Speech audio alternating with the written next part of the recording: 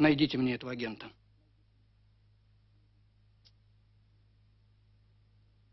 Но так, чтобы об этом знали только 3 человека. Вы, я и он. Ты долго будешь врать мне, сволочь!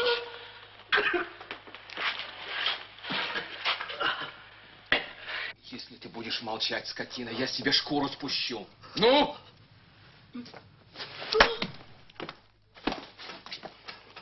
Послушай меня внимательно, Ромби. Я не хочу твоей гибели, я хочу помочь тебе.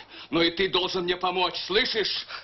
Я не понимаю, чего вы хотите. Я хочу, чтобы ты честно сказал мне, как ты очутился в тюремном госпитале. Ты здоровый человек, ну?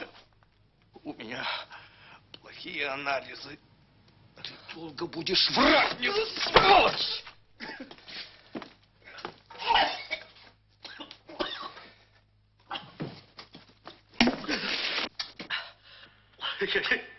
Ну, кто? Я допросил врачей. Они сказали, что ты здоров, как лошадь. Ну, на тебя пахать можно. Кто? Кто? Это что за свинство? Прекратить безобразие!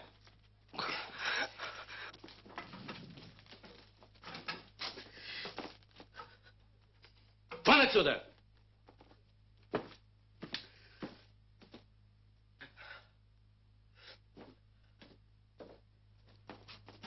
Вы должны его понять, Рунге. У него вчера при бомбежке погибла жена и 2 детей.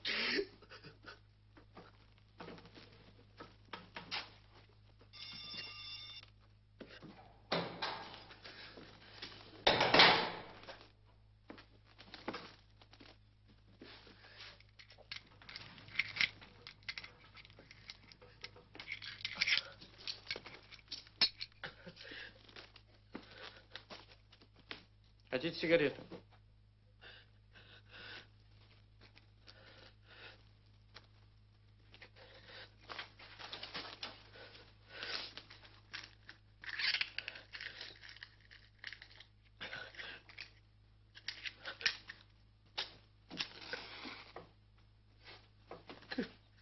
Спасибо.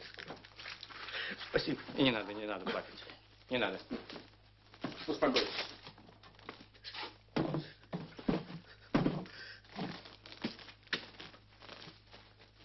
Из-за чего он так на вас кричал? Вы не хотели сказать, что в госпиталь вас перевел Штирлиц? Вы чудак, Рунке. Вы чудак. Штирлиц же наш товарищ. Вы не хотели его подвести? Ну, вы не можете отвечать за поступки нашего человека. Он ведь сам предложил вам перейти в госпиталь. Да. Напишите, как это было, и будем считать инцидент исчерпанным. Сейчас вам принесут кофе. Вот ручка. Садитесь и пишите. И отправляйтесь спать. Спасибо вам. Спасибо. Спасибо.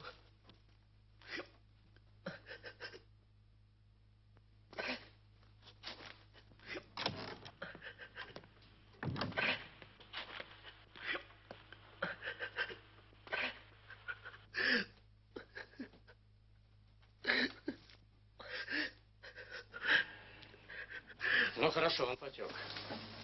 Дай ему поспать минут 10, потом буди и снова на допрос. Бей, чтоб выл, и спрашивай только одно. Что ему предлагал человек, который его допрашивал? Сейчас меня интересует именно этот вопрос. Надо из него выбить показания. Если не сегодня, то в ближайшие 2 дня.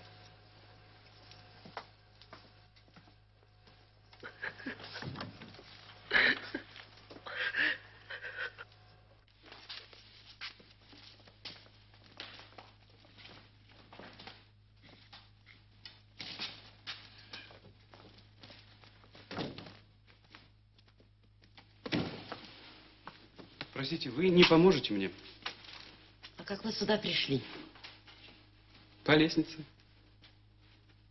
А у вас есть пропуск в наше помещение? Да, Вы знаете, что мы эвакуируемся? я вижу. Зайдите завтра. Завтра я буду занят.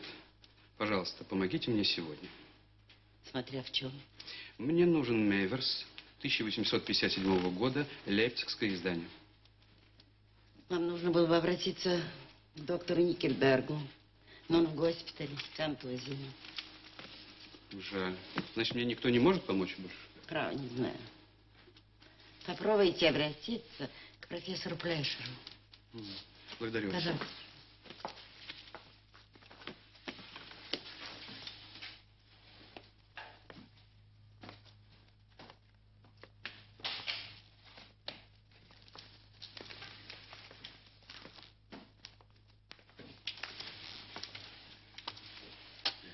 Вы ко мне?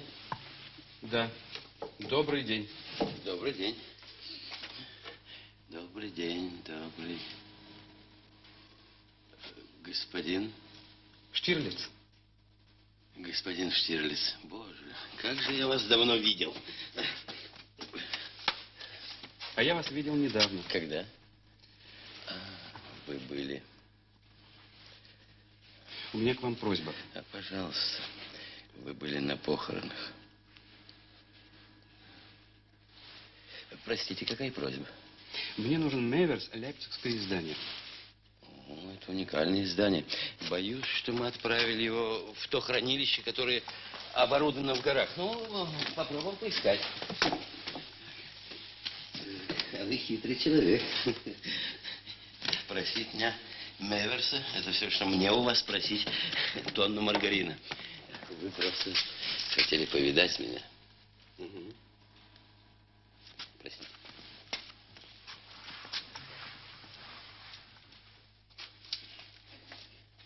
Не то, не то.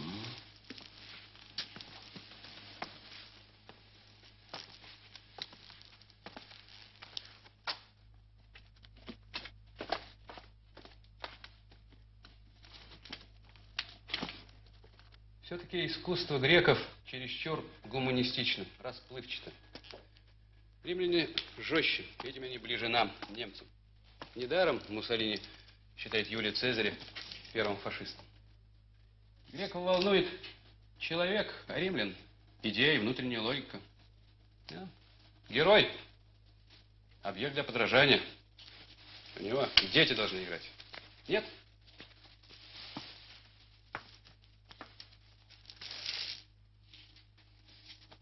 Почему вы молчите? Зачем? чего вы мне не возражаете? Вы ведь так не думаете. Ведь не любите могучие торсы и гордо посаженные тупоумные головы. Нет? Ведь у вас были неприятности. Неприятность. Если считать концлагерь неприятностью.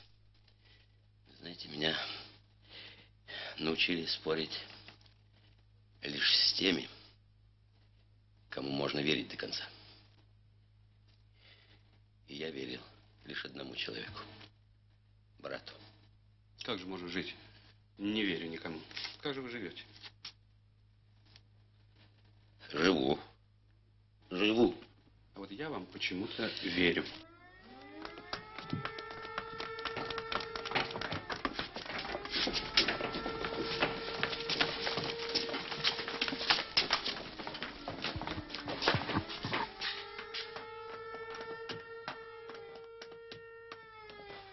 Госпожа Бауэр, пожалуйста, в убежище.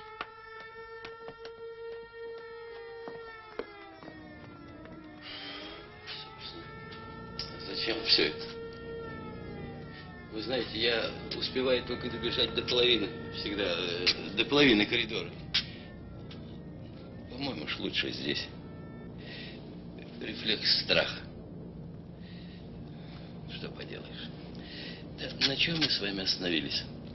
А, да, вот ваша книга. Вы сказали, что верите мне. Почему?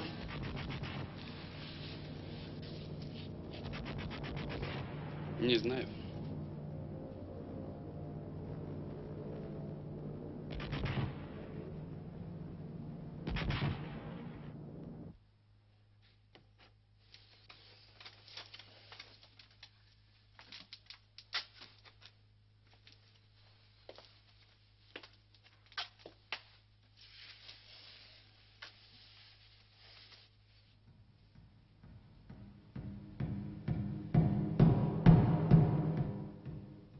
Информация к размышлению.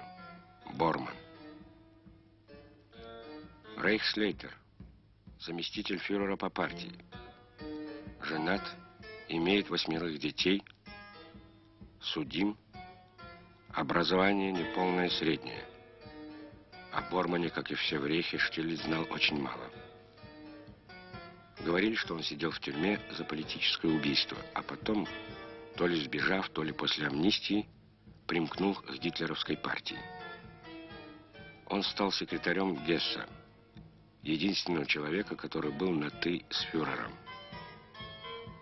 Став преемником Гесса, улетевшего в Англию, Борман санкционировал гестаповцам уничтожение всех своих друзей по совместной работе в партийной канцелярии.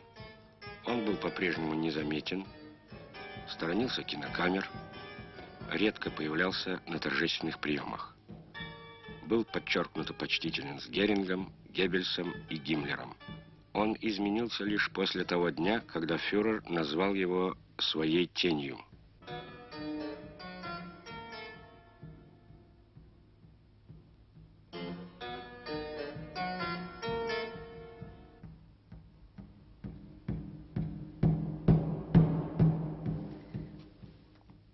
Борман готовил конспекты наиболее важных политических речей Гитлера. Борман докладывал каждое утро о ситуациях в стране и за рубежом. Борман решал, примет фюрер Геббельса или откажет ему во встрече, пригласить Муссолини на обед или нет. Штирлиц, как и многие в аппарате СД, знал, что фюрер последние годы не принимает ни одного важного решения без консультации Бормана. Размышляя о Бормане, Штирлиц то и дело возвращался к тому единственно серьезному факту, который он получил, беседуя однажды с Шелленбергом. Тот сказал: пожимая руку рейхсфюреру, Борман копает ему яму. От этого человека можно ждать чего угодно. Штирлиц принял решение делать ставку на Бормана. Во-первых, потому что выяснил для себя позицию Гиммлера, предавшего фюрера фактам своих переговоров с Даллесом. А во-вторых, потому что больше ставить было не на кого. Ни Геринг, ни Геббельс реальной властью не обладали. Итак, тень Гитлера — Мартин Борман.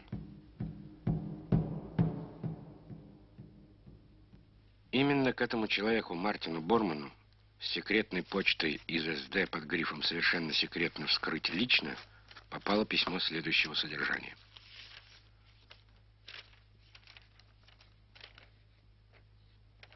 Партайгеноссе Борман. За спиной фюрера известные мне люди начинают вести игру с представителями прогнивших западных демократий в Швеции и Швейцарии. Это делается во время тотальной войны. Это делается в дни, когда на полях сражений решается будущее мира. Являясь офицером СД, я смог бы информировать вас о некоторых подробностях этих предательских переговоров. Мне нужны гарантии, поскольку, попади это мое письмо в аппарат СД, я буду немедленно уничтожен. Именно поэтому я не подписываюсь. Я прошу вас, если мое сообщение вам представляется важным, приехать завтра к отелю «Амноентор» в 13:00. Преданный фюреру, член НСДАП.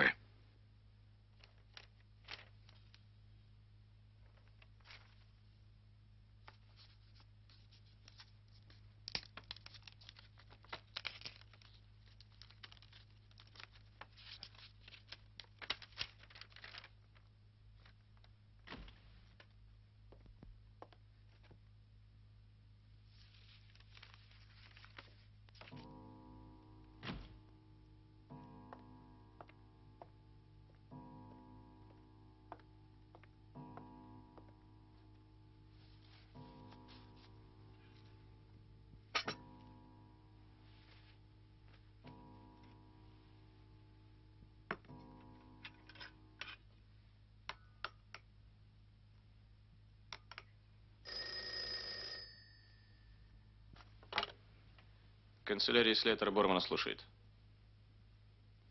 Здравствуйте, господин Риббентроп. Рейхслейтер принимает военных. Я соединю его через 10 минут.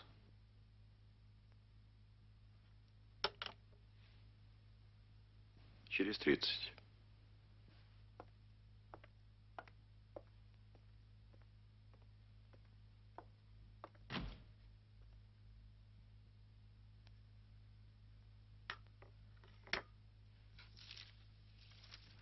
Что это, провокация, думал Борман? Вряд ли. Писал больной человек? Тоже нет. Это похоже на правду. Он думал позвонить шефу гестапо Мюллеру. Он знал, как Мюллер ему обязан. А если автор письма из гестапо, и если Мюллер тоже в этой игре, крысы бегут с тонущего корабля, все возможно. Во всяком случае, это может оказаться неубиенной картой против Гиммлера. Тогда я смогу, думал Борман, спокойно, без оглядки на этого негодяя, перевести все партийные средства на имена моих, а не его людей. Борман еще долго размышлял, но к определенному решению так и не пришел.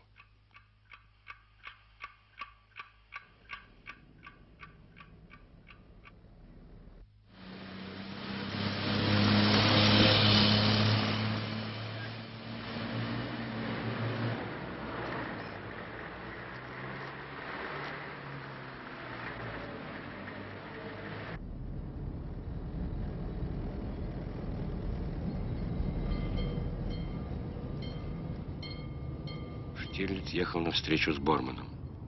Он почему-то был уверен, что Борман придет. Когда им трудно, думал он, они становятся податливыми.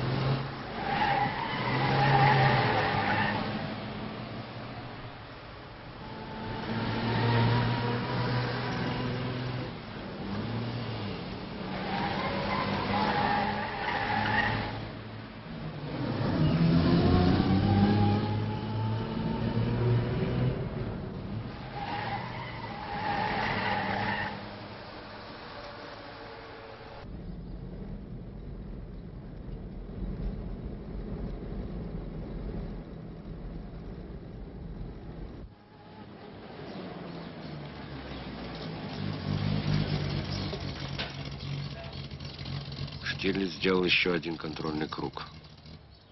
Хвост, если это был хвост, отстал.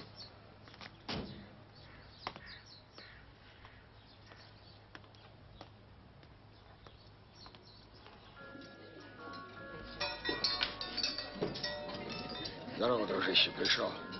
Давно тебя не было, рад.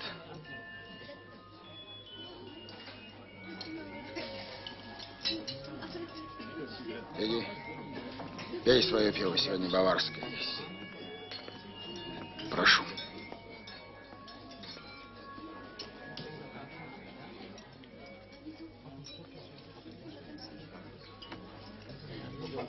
На, читай последние новости. Сегодня хорошие новости. Пиво сюда.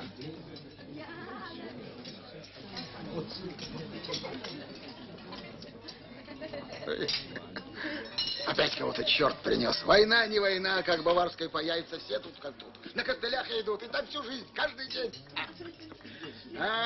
Здорово, дружище.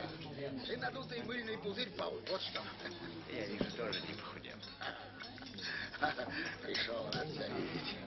Прошу. Иди, пей свое пиво. Сегодня баварское есть. А я больше люблю водку. Ничего. Пей пиво, не водку. Пиво сюда.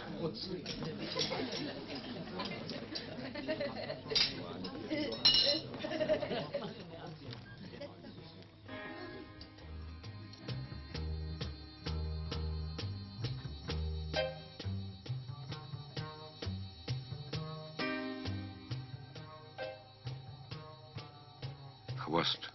Это был хвост. Если они снова прицепятся, значит, что-то случилось. Что могло случиться?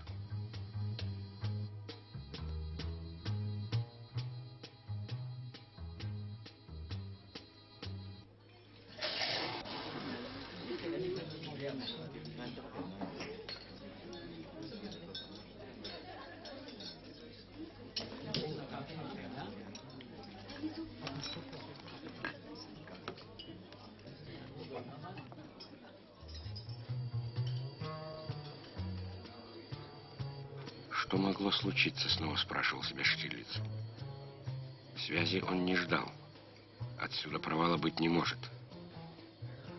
Старые дела. Им некогда управляться с новыми. Стоп. Эрвин.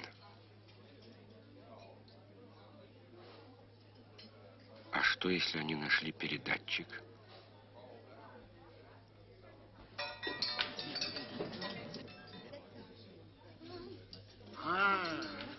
Здравствуй, дружище. Он сделал ошибку. Он должен был сам обшарить все больницы. Вдруг они ранены. Да, он зря передоверился телефоном.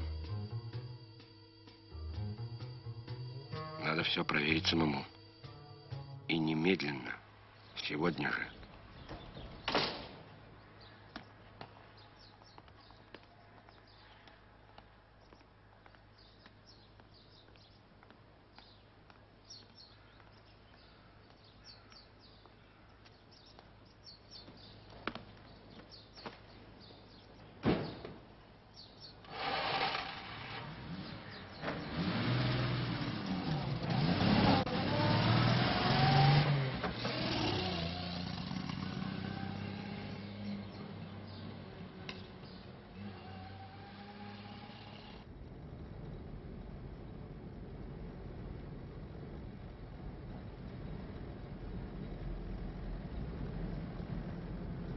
Хвоста не было. Штирлиц подумал, может, показалось. Может быть, это Шелленберг решил пощупать меня перед операцией со шлагом, а может, сдают нервы.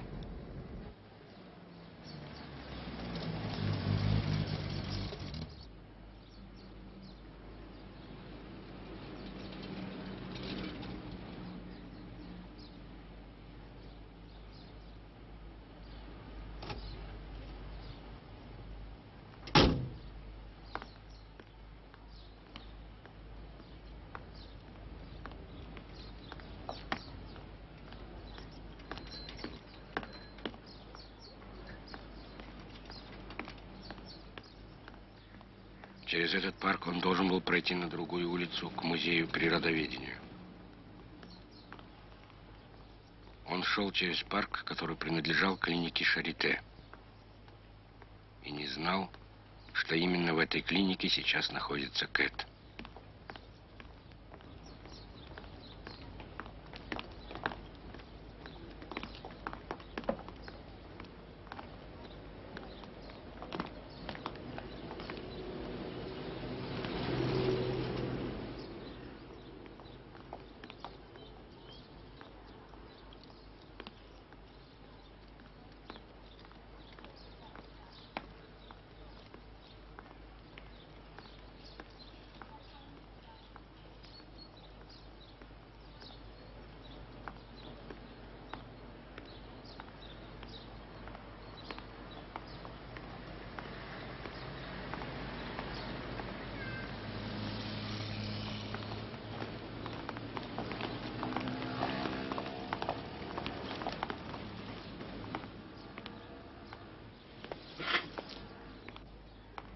Вот на этой площади у отеля Амнуэнтор через час он должен был встретиться с Борманом. Он специально выбрал это место. Здесь все просматривалось как на ладони. На площади все было тихо и спокойно. Впрочем, подумал Штирлиц, они могли посадить своих людей в отеле. Если Борман сообщил Гиммлеру, так и будет сделано. А если нет, тогда люди Бормана будут шататься здесь, у входа на противоположной стороне.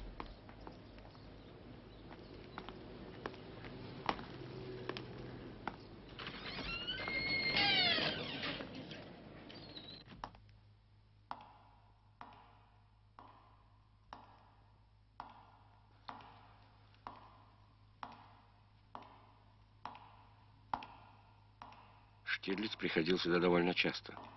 В управлении имперской безопасности было известно, что он своим агентам назначает встречи в музеях. Служитель, который работал тут многие годы и, конечно, был осведомителем, знал его в лицо. Это обстоятельство устраивало Штирлица.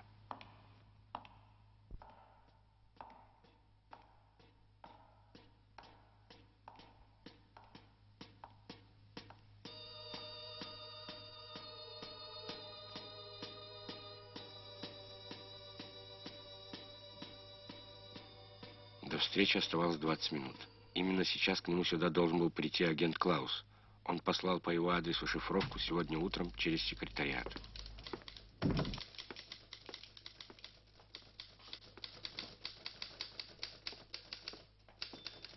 Пожалуйста, срочная телеграмма. Я вызываю агента на 12:40.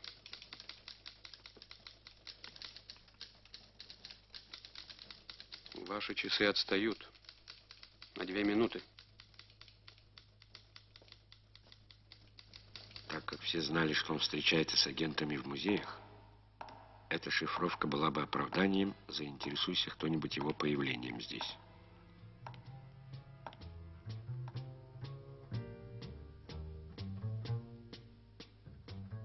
Вызвав Клауса, он преследовал две цели. Главную — алиби, если Борман скажет о письме Гиммлеру, а тот прикажет прочесать весь район и все здания. И второстепенную — еще раз подтвердить хотя бы и косвенно алиби в деле исчезнувшего Клауса.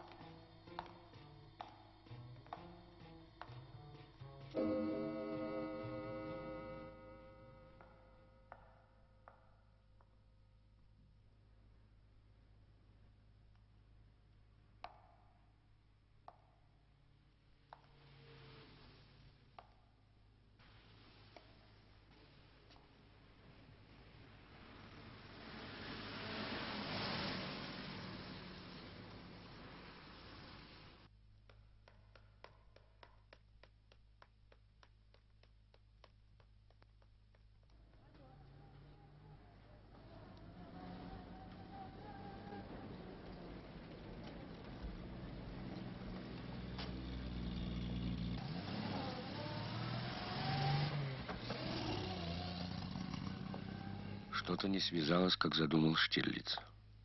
Борман не приехал. Может быть, Борман не получил письмо, думал Штирлиц, и поэтому не приехал.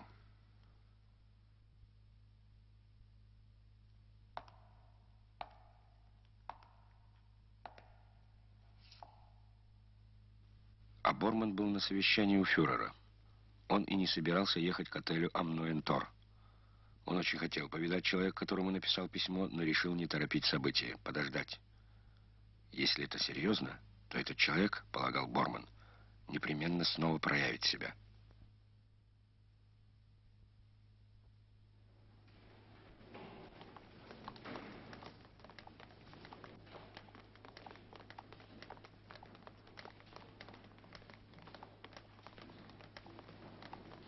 Спускайтесь аккуратнее.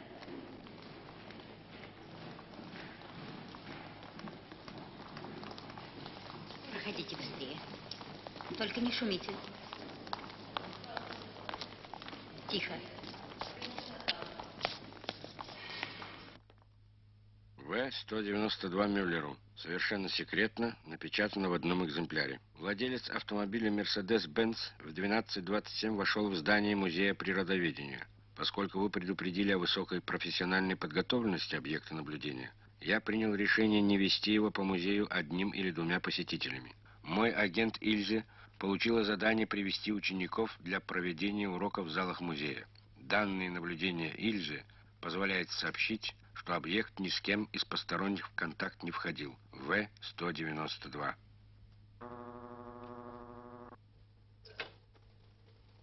Мюллер слушает вас.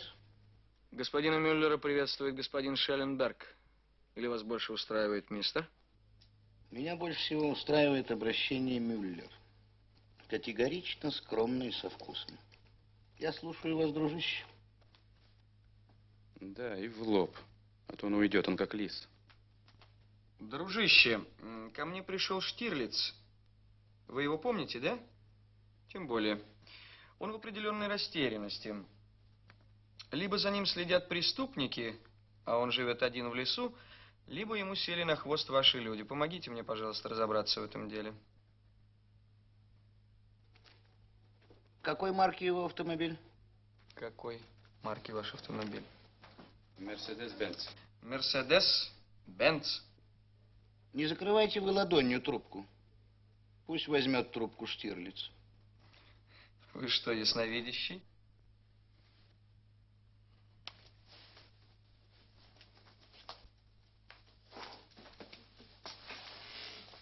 Хай Гитлер. Добрый день, дружище. Скажите, номерной знак вашей машины случаем не 66-11-25? Именно так, группенфюрер. Где они сели вам на хвост? На Курфюрстендам? А оторвались вы от них на Ветераненштрассе? Именно так. Заметили их? Ну, а как вы думали? Я им головы посворачиваю. Тоже мне работа. Не волнуйтесь, Штирлиц. За вами шли не преступники. Живите спокойно в своем лесу. Это были наши люди.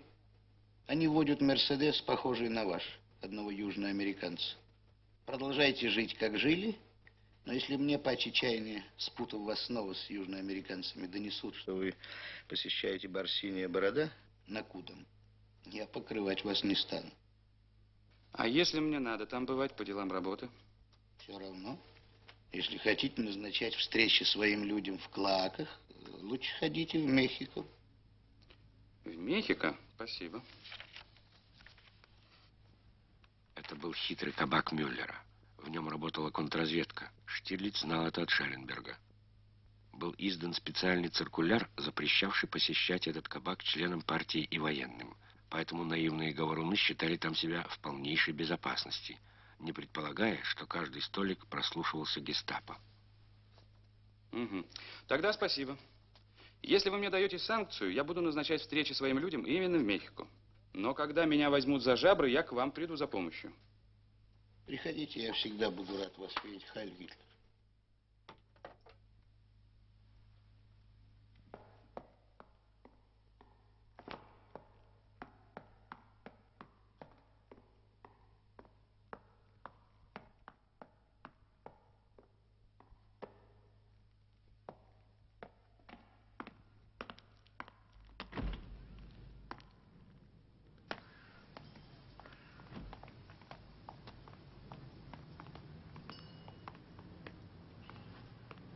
Штирлиц не очень поверил Мюллеру. Во всяком случае, вечером, отправляясь по важному делу, он вызвал служебную машину. Вернер Мюллеру. Совершенно секретно. Напечатано в одном экземпляре. Сегодня в 19:42 объект вызвал служебную машину Вандерер 956183. Объект попросил шофера отвезти его к остановке С-Бана Миттельплац. Здесь он вышел из машины. Попытка обнаружить объект на других остановках оказалась безуспешной. Вернер. Никогда не думал, что буду скучать без вас. Я не знаю, кто вы по профессии. Знаю только, что вы друг покойного брата. Но, знаете, мне всегда было с вами очень интересно, господин Штирлиц. Спасибо. Прошу.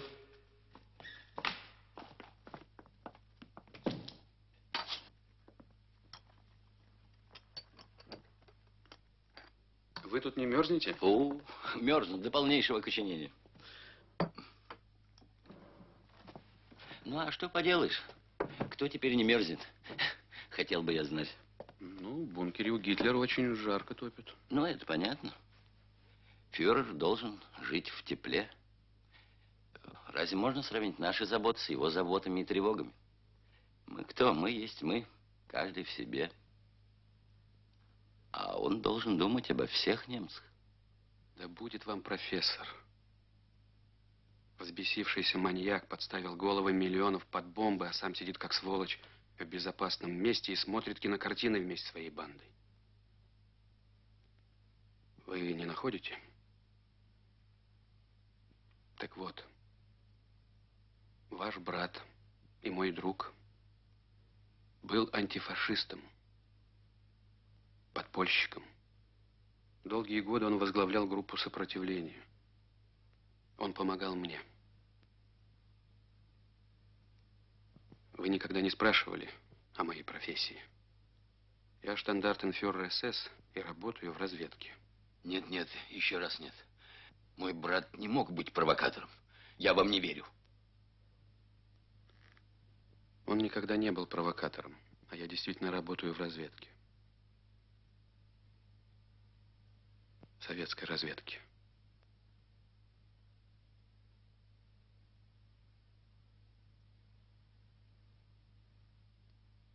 Вы хорошо помните почерк своего брата? Да, конечно. Это предсмертное письмо вашего брата ко мне.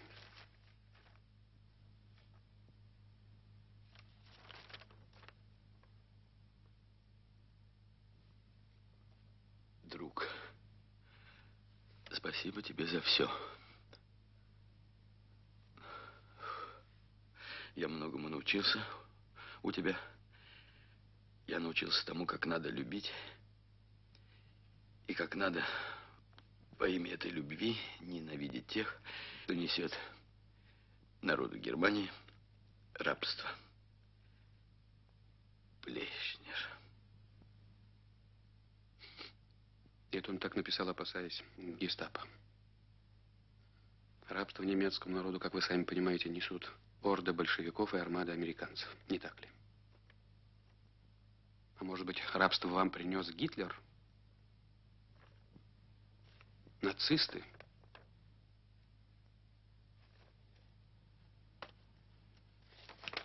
Штирлиц пожалел, что он сказал все это. И пожалел, что он вообще пришел к несчастному старику со своим делом.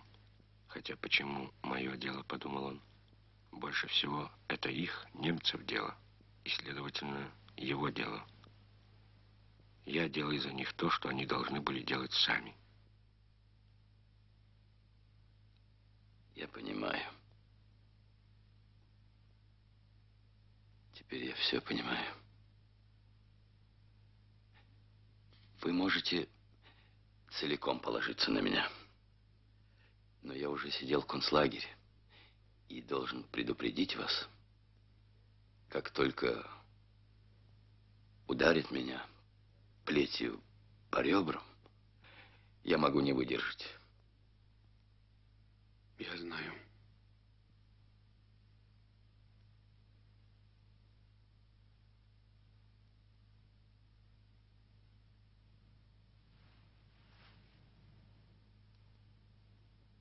Что вы испытали, когда я вам сказал о себе?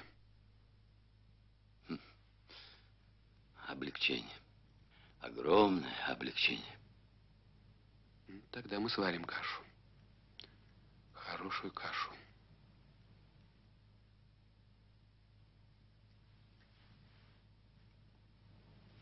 Что я должен сделать?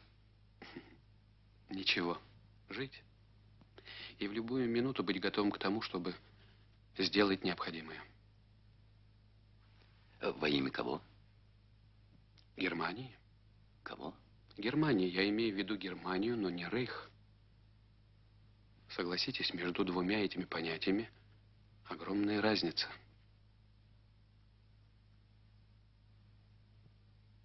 Согласен. Италия. Запасной военный аэродром Больцано. Если вас собьют, на войне все может быть. Вы обязаны сжечь это письмо еще до того, как успеете отстегнуть лямки парашюта. Я не смогу сжечь письмо до того, как отстегну лямки парашюта. До того, что меня будет тащить по земле. Но первое, что я сделаю, отстегнув лямки, так это сожгу письмо. Хорошо, согласимся на этот вариант.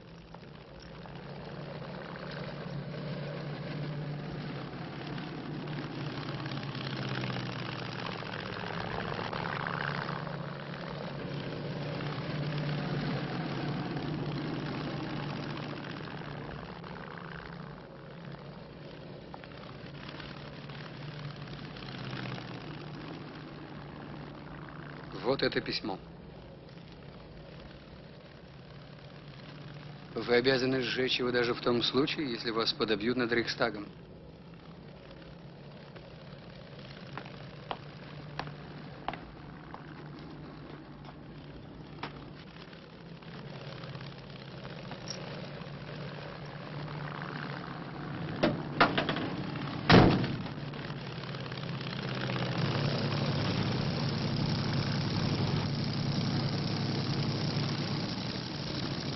У Карла Вольфа были все основания опасаться. Попади его письмо в руки любого другого человека, кроме Гиммлера, и судьба его была бы решена.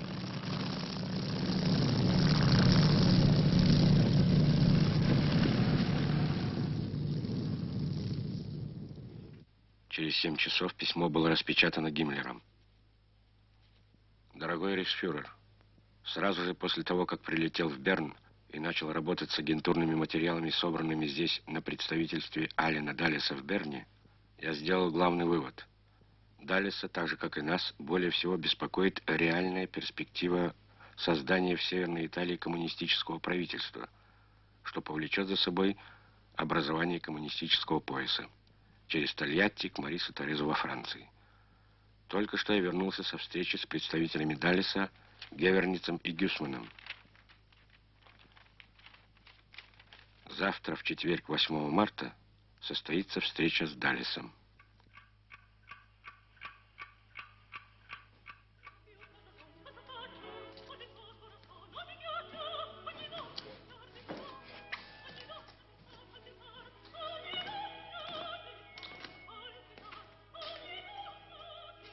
Берн. Особняк специального ведомства Соединенных Штатов Америки.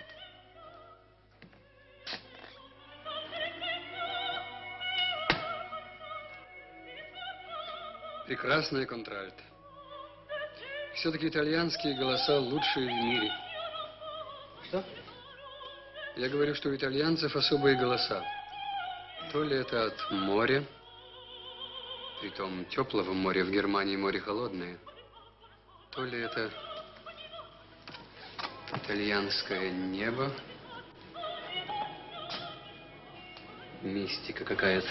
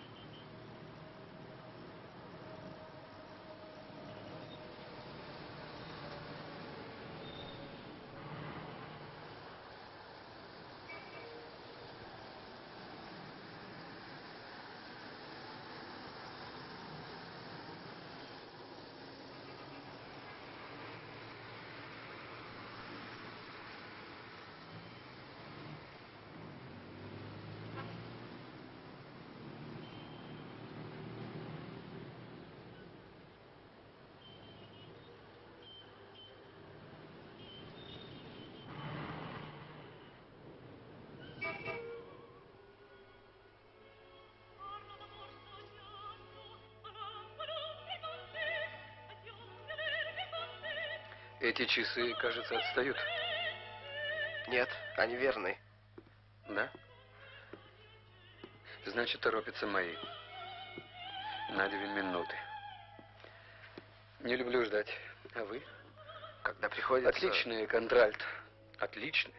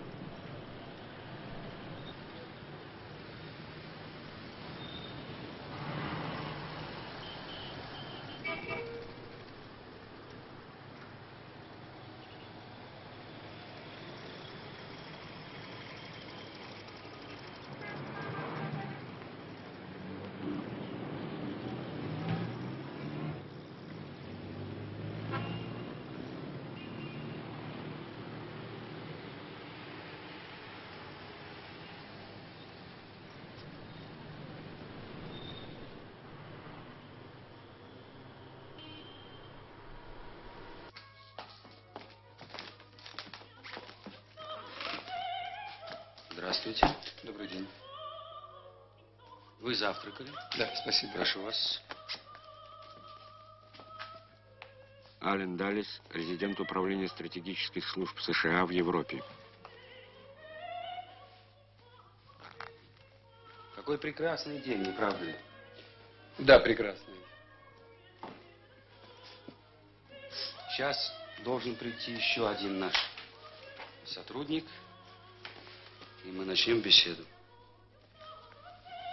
Он будет через минуту.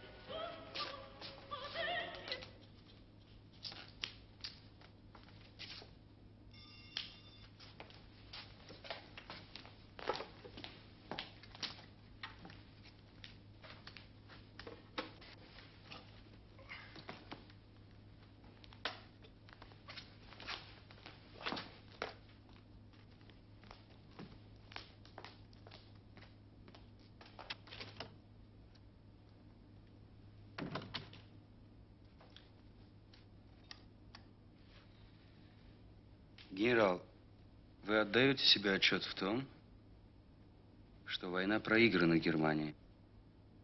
Да. Я понимаю, что война Германии проиграна.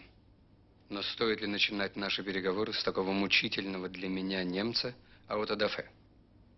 Вы понимаете, что деловой базой возможных переговоров может быть безоговорочная капитуляция? Понимаю.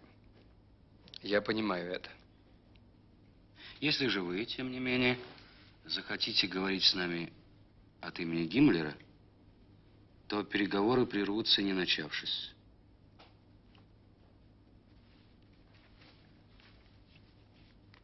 Мистер Даллес вынужден будет откланяться.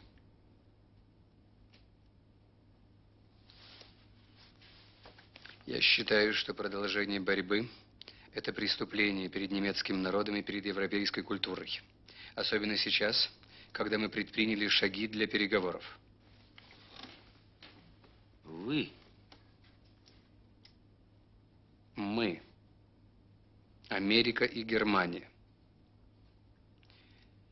Я готов предоставить в ваше распоряжение мою организацию. Это самая мощная организация в Германии. СС и СД. В ваше распоряжение, в распоряжение ваших союзников, для того, чтобы добиться окончания войны и не допустить создания коммунистических режимов и в Италии, и в Германии.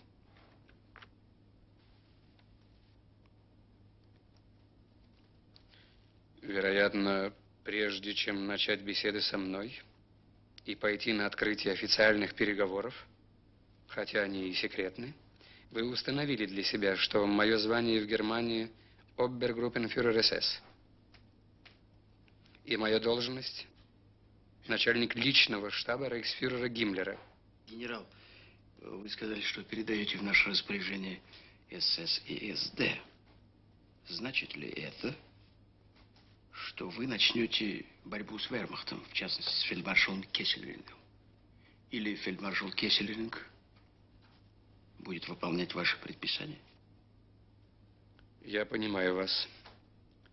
Я понимаю вас, мистер Геверниц. Но мне нужны ваши гарантии для того, чтобы я завтра мог начать беседы с фельдмаршалом Кессельрингом подробно и обстоятельно. Это резонно. Вы должны понять, что как только Кессельринг издаст приказ о капитуляции здесь, в Италии, где нам подчинено более 1,5 миллиона человек, немедленно начнется цепная реакция на других фронтах. Я имею в виду Западный фронт в Норвегии, в Дании, на западе Германии. На Восточном фронте, таким образом, борьба может продолжаться с нарастающей силой.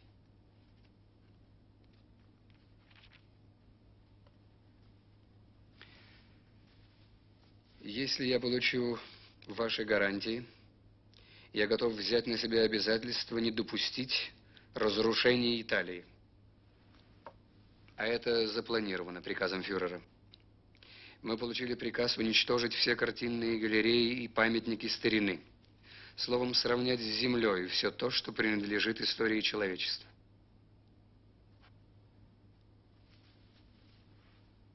Несмотря на личную опасность, я уже спас, спрятав в свои тайники картины из галерей Уффици, Пати, коллекцию монет короля Виктора Эммануила.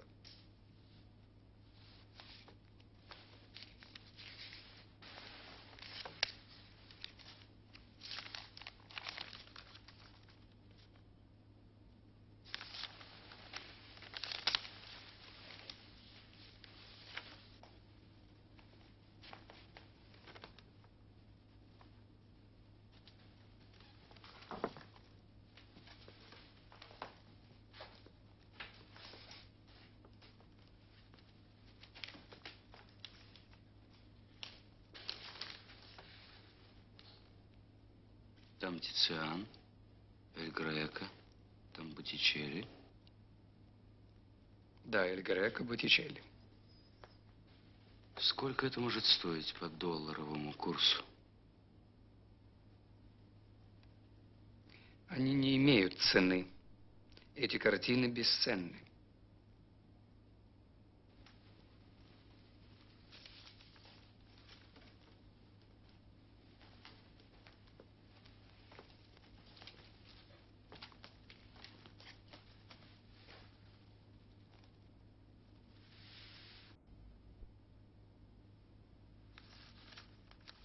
Я готов иметь с вами дело, генерал Вольф.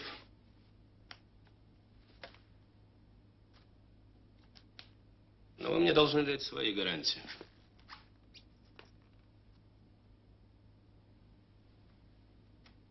Во-первых, вы не вступите в контакт ни с кем другим, кроме меня.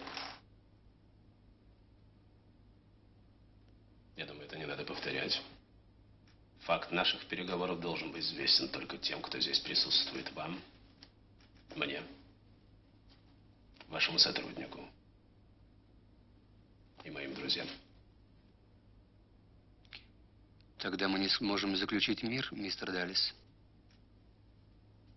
Ибо вы пока еще не президент Соединенных Штатов Америки, а я пока еще не канцлер Германии.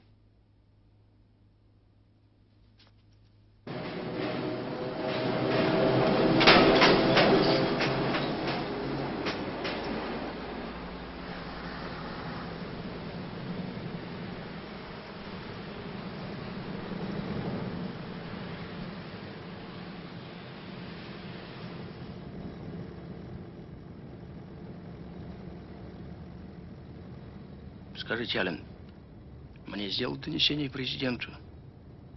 Или это сделаете вы? Никакого донесения президента пока не будет. Не отрывайтесь от дороги, Гюсман. Свалимся в пропасть, а это обидно. Война кончается. Выступать против линии президента? Впервые чувствую себя преступником. Впервые в жизни. А вы, Гюсман? Это может стоить нам головы. Может. Каждый день, каждый час и каждая минута может стоить нам головы. Мы сообщим об этом только нашему шефу Доновану. Посмотрим, какое он примет решение. Во всяком случае, единственная возможность спасти Европу от большевизма – это сделать перемирие с немцами. Быстро. Не откладывая это, не рассусоливая с политиками. А русские?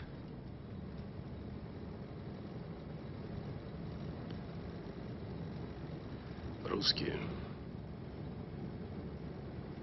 Когда документ подписан, когда он входит в силу, тут уж можно говорить все, что угодно. Сделать ничего нельзя будет. Посмотрим. Главное в политике – это первый шаг, решимость, главное – твердость и ясность цели. Остальное нам простит будущее.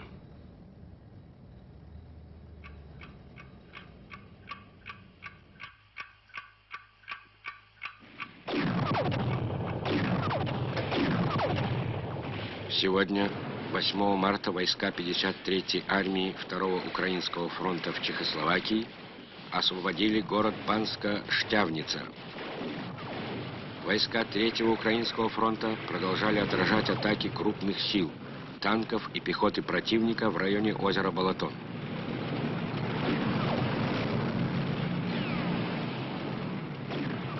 В боях в районе озера Балатон командир отделения 1288-го стрелкового полка 113-й стрелковой дивизии 3-го Украинского фронта гвардии сержант Смышляев подорвал танк противника и погиб смертью героя. В боях в районе озера Балатон командир орудия 239-го отдельного истребительного противотанкового дивизиона 113-й стрелковой дивизии 3-го Украинского фронта младший сержант Нелюбин подорвал танк противника и погиб смертью героя. Сегодня опубликовано постановление ЦК ВКПБ о Международном женском дне 8 марта.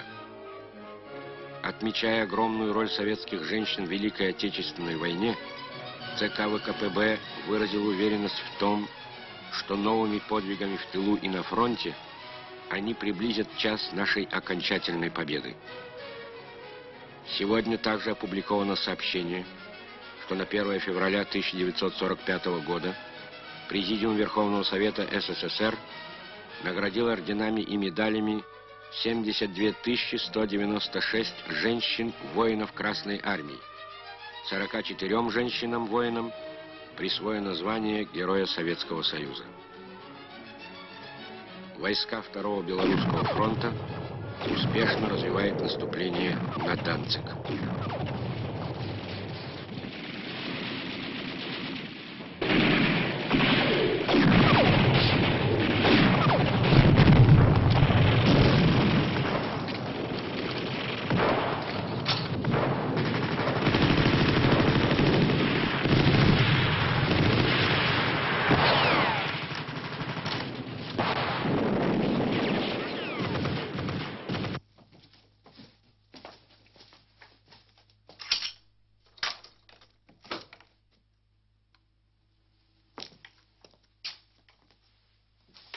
Добрый вечер, пастор. Простите, что так поздно. Вы уже встали? Добрый вечер. Я уже спал, но пусть это вас не беспокоит. Простите еще раз. Ну, считай, что я вас уже простил. Проходите, пожалуйста. Сейчас я там зажгу свет.